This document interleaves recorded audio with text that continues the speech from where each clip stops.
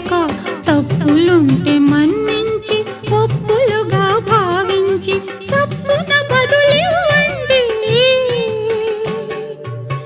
చప్పున బదులివ్వండి.